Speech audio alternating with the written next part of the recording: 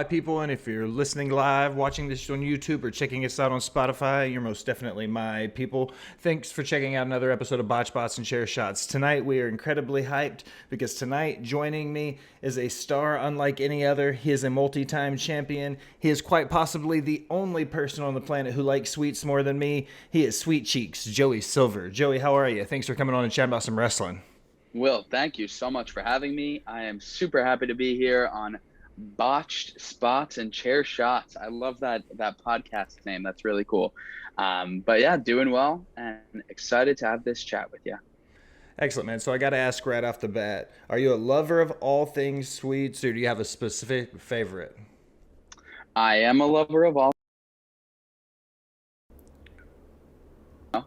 I'm definitely a chocolate guy. So I'd say my favorite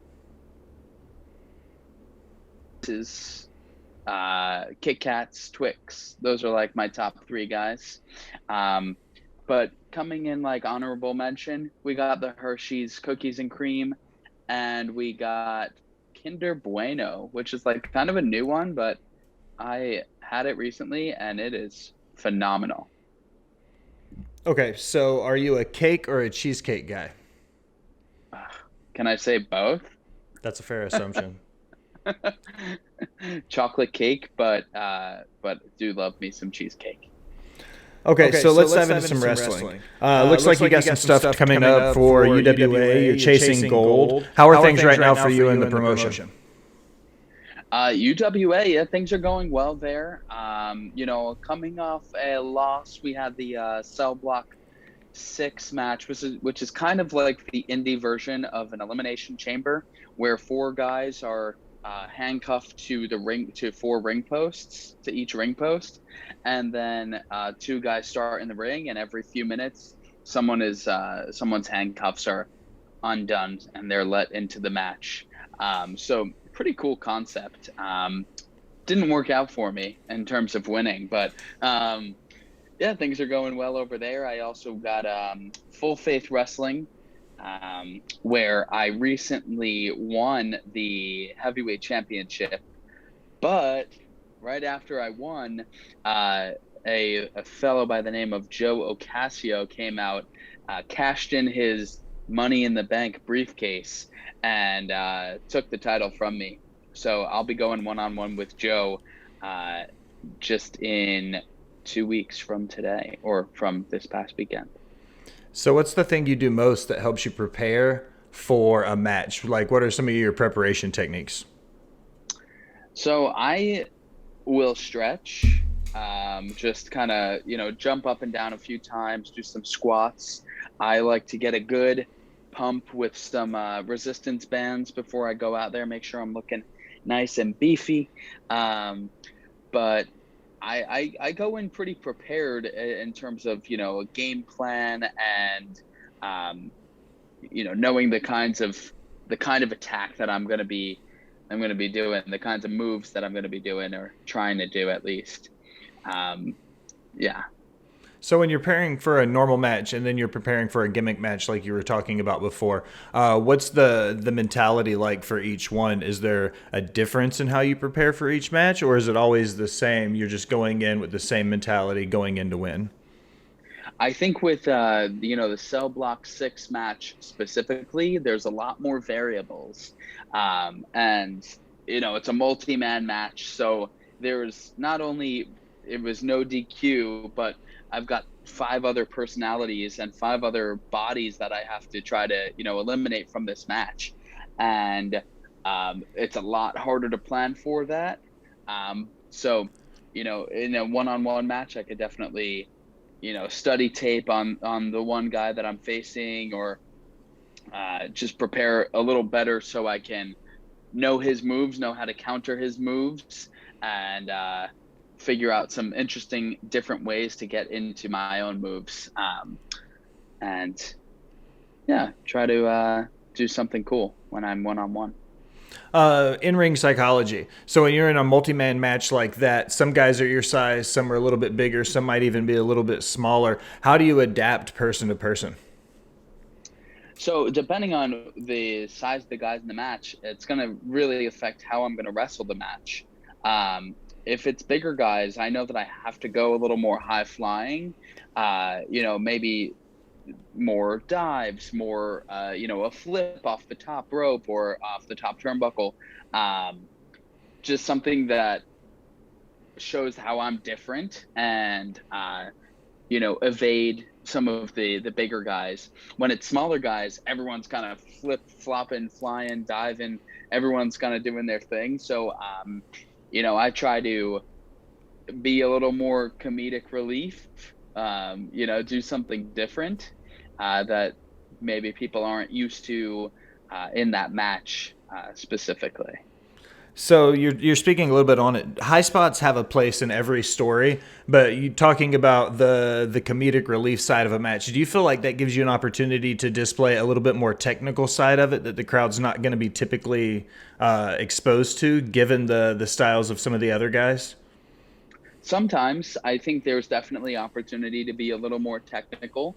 Um, I kind of have like a hybrid style, I think, where I infuse a little bit of lucha libre, technical, high flying, um, kind of this more like entertainment style, like WWE showman style, if you will. Um, and then hey, when the match calls for it, that kind of strong style, Japan style. So I feel like I am this character that can kind of play all different kinds of roles depending on what's called for.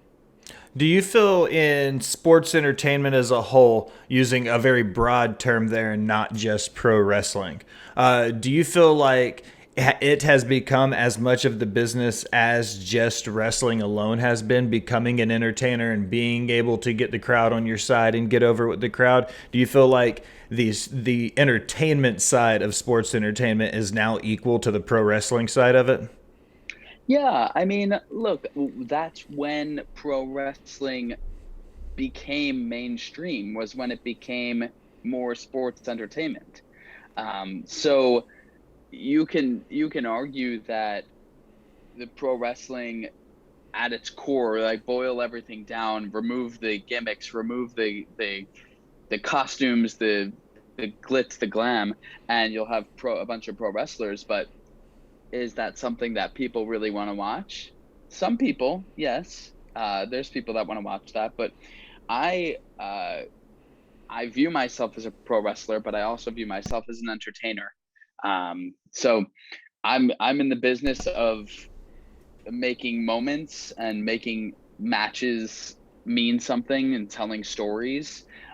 So if that makes me a sports entertainer rather than a pro wrestler, so be it. But I think they're kind of one and the same today. I completely agree. I've said a long time that sports entertainment and professional wrestling go hand in hand now. There are still a lot of the old heads out here that'll say there's a huge difference. Some guys will tell you it started in the 80s, sometimes will tell you it started in the 90s. I feel like there's always been a little bit of sports entertainment, because if you go back even to the 50s, you'll see guys that were kind of those anomalies, the big 7-footers, your Andres, the multi-man tag matches, 6, 7, 8-man matches. All of these things were kind of spectacles at that point, and they were the entertainment side of the sport. So I feel like it's always been a part of it, and it's always been this pendulum that have swung back and forth. But in order for the grandfather clock to work, you have to have both gears. You know what I mean? Hmm. Yeah, I mean, the beautiful thing about wrestling today is that whatever you like, you can find it. For If you sure. like the entertainment kind of thing, it's out there. If you like the hard like wrestling like strong style type of thing, it's out there. If you like hardcore, it's definitely out there. So um when people go take to Twitter or they take to their social media and they're complaining about, oh, this shouldn't be this way, just watch something else, or fast forward through that match if you don't like it. No one's gonna be mad about that.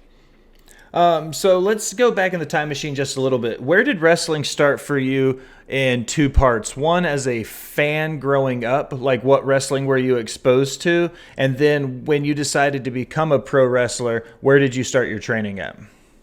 Yeah, so as a fan growing up, I'm definitely an Attitude Era kid. Me But too. yeah, I actually went to my very first match in 1996. So a little pre-Attitude Era, but I only really have like snapshot memories. This was at Nassau Coliseum on Long Island, and I just remember like the lights going down and the Undertaker coming out. I remember Jake the Snake with the snake in the ring, and I remember Gold Dust coming out. And it's just like snapshot memories that I have in my mind. But my real super fandom came in the Attitude Era when the likes of Steve Austin and The Rock were the main guys. Shawn Michaels as well. Um, so that's kind of my origin story. And then when I started training, I was 19. This was 2011, 2000, I think 2011, 2010.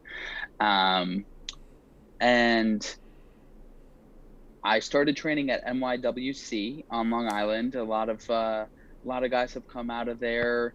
Um, but my trainers there were Tony Nese and Alex Reynolds, both AEW stars now. And they were my first two trainers. And then I went over to House of Glory in Brooklyn, where I trained with Amazing Red. And I also went down to the Nightmare Factory and trained under Cody Rhodes and QT Marshall. And all have been really, really valuable experiences. I like to just take as much information as I can from these really reliable sources, and let that create my training. So as you talk about each place you've been and people you've trained with, do you feel like you're, and I don't, not to use a cliche term, but a student of the game, one of those guys that are always learning, always trying to advance, always trying to be better? Oh yeah, for sure. I think in this sport, you can never really stop learning. There's always something to learn, and it's constantly evolving. So there's always like you can even learn a lot from younger wrestlers who are like coming in now. Um, but yeah, I mean, every almost every time I go to training, I learn something new. Whether it be from Amazing Red in Brooklyn or when I was in Georgia, and we're getting these kinds of lectures. Sometimes a guest lecture from, say, Arn Anderson. It's like constantly learning. I try to go to seminars when they are available. Um, did Sat under the learning tree for a little while of Jimmy Rave. Um, Unfortunately, Jimmy's no longer with us, but um, I got to connect with him a lot before he passed, and um, just learn a bunch from him. We did a bunch of Skype sessions where he would speak to me and teach me about his experiences and give me his recommendations. We'd sit on Skype for sometimes over an hour, sometimes 2 hours, and kind of just learn from him. Speaking of, you got Jimmy, then you've got Cody and QT. All of these guys get back to some of the richest wrestling families in history, and some of the roads, and even some of those guys date further back than that. Do you feel like they all gave you a little piece of who makes you you, in be it charisma or on the mic or in your in-ring work? Do you feel like all of these experiences in your training have eventually put the pieces together that made you you? 100%. Yeah, when it comes to a guy like Cody, when I was down at the Nightmare Factory, of course the time in the ring with him is valuable, but I what I found the most valuable with Cody was actually promo class. He has such a way of getting you to listen to everything, every word that he's going to say, and make it so interesting that you're like hanging on the edge of your seat. You're like, I just need to know what he's going to say next. Um, so promo class with Cody was super, super valuable to me. Um, I'm learning different things from from all of my different trainers and these different influences on me. Um, with Amazing Red, a lot of the times it's the moves that I do in the ring, but also just believability and how you build a match and how you tell a story in the ring. Um, he's one of the, the underground king, they call him, and he's earned that moniker for a reason. Um, he's amazing at what he does. And, a guy like QT, he's one of the most underrated wrestlers, I'd say, in the country. He can really do anything in the ring, move wise.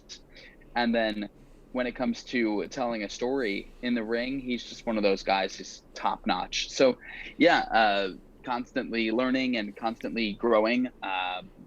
And I keep in touch with, Cody, with QT, and I train at House of Glory with Amazing Red on a weekly basis. So, yeah, always learning.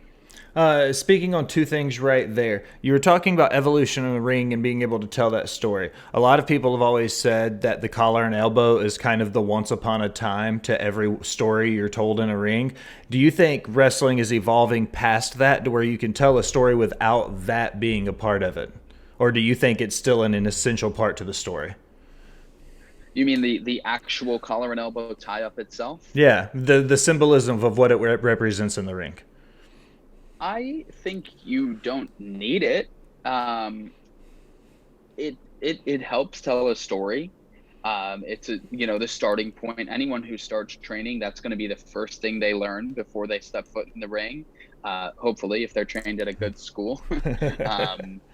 I remember I spent probably about 3 to 4 weeks just doing collar and elbow tie up. Like just for hours on end. Just all this right here, just boom, boom, hours. And now it's, second nature, of course, but I don't think it's necessarily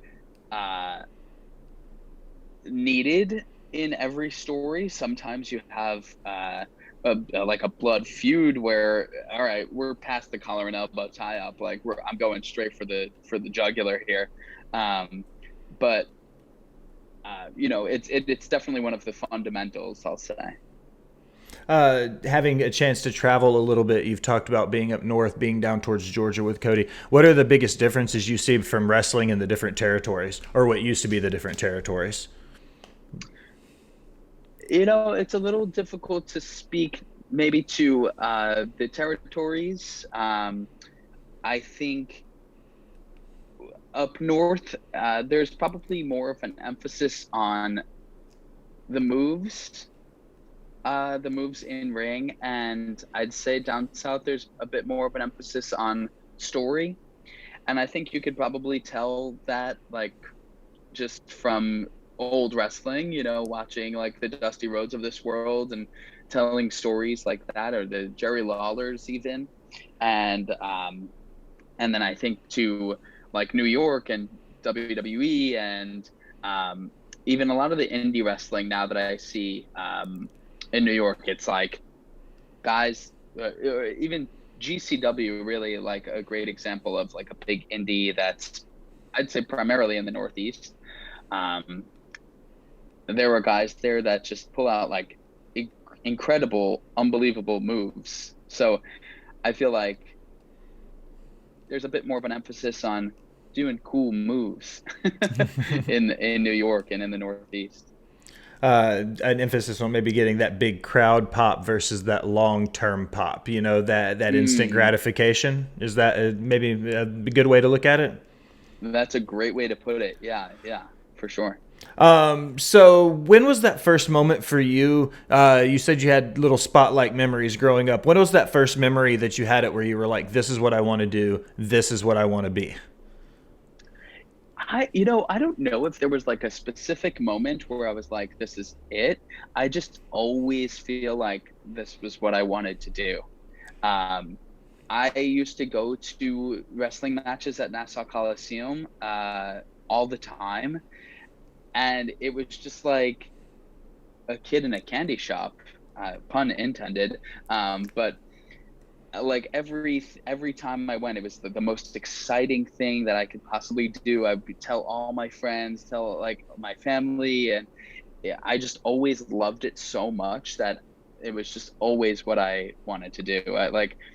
I even will look back now and see like book reports or essays, and they were like always about pro wrestling. Or anytime I could like get incorporate pro wrestling into school, I did. So it was just always something that I had wanted to do. Do you have a favorite match that you've had so far in your career? Yeah, I have a couple. I'd say my favorite that I've had so far, I guess one of them I had with Shannon Moore. Um, Really, really cool to work with. Just a great mind for the business. He's one of those guys who he was in WWE, he was a cruiserweight. I feel like he doesn't really get the credit that some of the other cruiserweights get. But he was amazing to work with, and just super cool guy. We had like a great 18-20 minute match, and the crowd was going wild for the whole thing. So it was really cool. When you get into a match that's that long and you really get into like a banger of a match, is a match that long planned entirely, or is still a percentage of it called in the ring? There's definitely a percentage of it called in the ring, and um, a lot of times we're kind of just going off of the crowd. So if they were liking something, all right, let's keep doing that, or let's find a way to get back to that. We'll have kind of a template of what we want to do and a bit of a structure, but a lot of times we're filling that in the ring. Do you have a favorite opponent so far in your career? Maybe a feud that was just really meant something to you? Yeah, I don't know if you know KTB, Kyle the Beast. He's a kind of one of these GCW names. He's been a big name in GCW and other indies like that. We recently had a feud, and he's also just really, really cool to work with. Another like brilliant mind. The matches, calling matches with him is so fun. I feel like that's really one of my favorite parts of wrestling is like putting together the matches, and that's where I really get to flex my creative muscles. All right, Joey. I close every interview I do with 5 rapid-fire questions. I've got your 5 queued up, ready to go. You ready? I'm ready. All right. What's your favorite TV show? The Office. Oh, well, that makes this next question super easy then. The Office or Friends? The Office. Okay. Who's your favorite character then? Because I'm an Office, like, that's my show. Like, watch it every night before bed. Like, The Office is it for me. Who's your favorite character then? Uh, Maybe this is generic, but Michael Scott. I 1,000% agree to that. I feel like it took me a little while to warm up to the show after him, though. But I think when Michael leaves, Jim and Dwight's character arc make them as good as Michael, but nobody really replaces Michael. It's so true. He is just like so legendary. All of his lines, the acting, the writing, he's just an iconic character. Okay, do you have a favorite salad dressing? I don't eat salad. Really? No salad at Yeah, all? no Okay. salad at all. Do you have a movie that has made you cry? A movie that has made me cry. Um, The Wrestler. Really? Okay. Yeah, I feel like at the end there, it's like a really touching end to the story when he's like, "This is the only thing that gives me joy." I've been on this super big horror movie kick as of late, so I want to know, do you believe in ghosts? I don't. No. Okay. What about I'm aliens? open to it. I'm Yeah. open to it, but I like a yes or no answer. I'm like, no. No. The idea could possibly be there, but if you're asking yes or no right now, just no. Yeah, Perfect. Okay. yeah. Aliens, I think, sure. I mean, the universe is like infinite, so there's got to be some other life out there. Like I said, they're 5 completely random, oddball questions, absolutely nothing to do with wrestling. So, Joey, plug your stuff. Give everybody your socials, where they can find you, anywhere you've got matches coming up so that they can watch. Thanks, man. Yeah. So on Instagram and Twitter, I'm at Joey_Silver. I'm on TikTok, Joey Silver Wrestling. And I like to put out different content on different channels. So you kind of got to follow on all of them to keep up. And then you could buy this wonderful design shirt, the Candy Kid Sweet Cheeks, on What a Maneuver. And I have a couple matches coming up. You could catch me at House of Glory in Brooklyn. This should also be on Fight TV. I mean, Will Ospreay is going to be there, so it's going to be a pretty big one. That'll be on the May 27th. And Full Faith Wrestling on Long Island, New York, the May 28th. That is at the NYWC Sportatorium, and I'll be wrestling for the Full Faith Wrestling Heavyweight Championship. And those are my big things coming up. Excellent. Well, Joe, I appreciate you stopping by and chatting about some wrestling, man, and good luck in all your future endeavors, dude, with everything you got coming up. Thank you so much. I appreciate your time. Thanks, everyone, for watching.